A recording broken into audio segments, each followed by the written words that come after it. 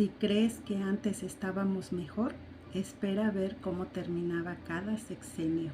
Muchos hablan con nostalgia porque olvidaron las crisis del término de cada sexenio. Hoy hay personas diciendo que México está peor que nunca, pero curiosamente olvidan cómo terminaban los gobiernos anteriores. Olvidan las devaluaciones, las crisis, la inflación, la pobreza, el endeudamiento.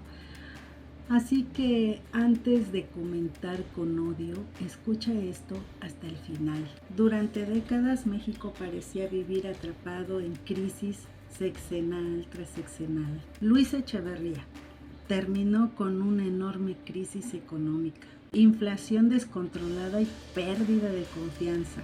José López Portillo prometió defender el peso como un perro y terminó con devaluación brutal, deuda y crisis petrolera. Miguel de la Madrid, México sufrió inflación gigantesca, caída económica y una de las peores etapas de pobreza.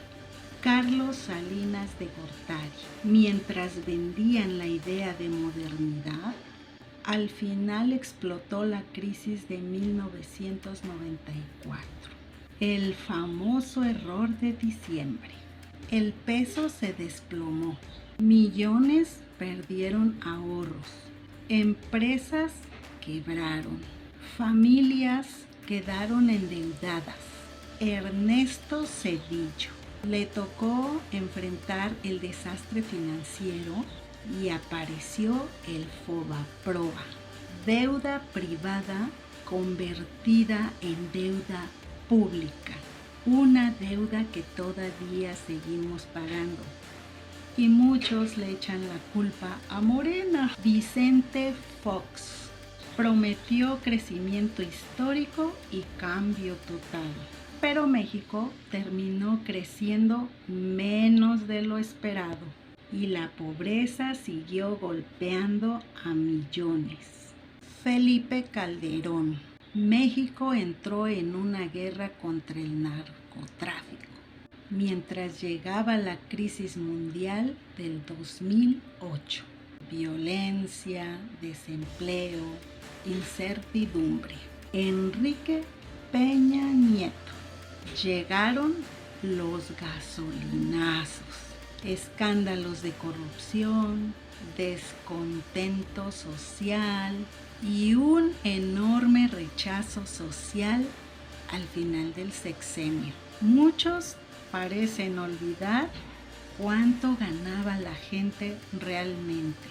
60, 70, 80 pesos diarios. Habían trabajadores que laboraban jornadas completas y aún así seguían siendo pobres.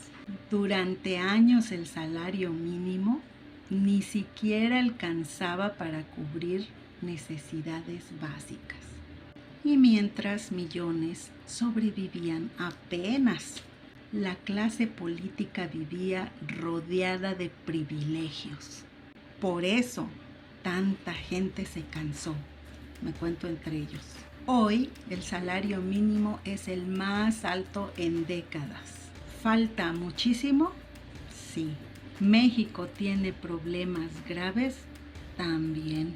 Pero negar los cambios tampoco tiene sentido.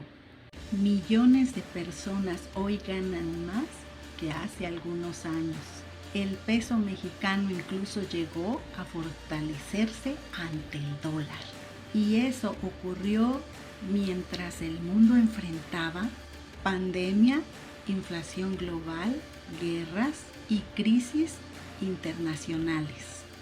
Eso no significa que México ya sea perfecto. Significa que la realidad es más compleja de lo que algunos repiten todos los días. El problema es que mucha gente ya no analiza, solo repite.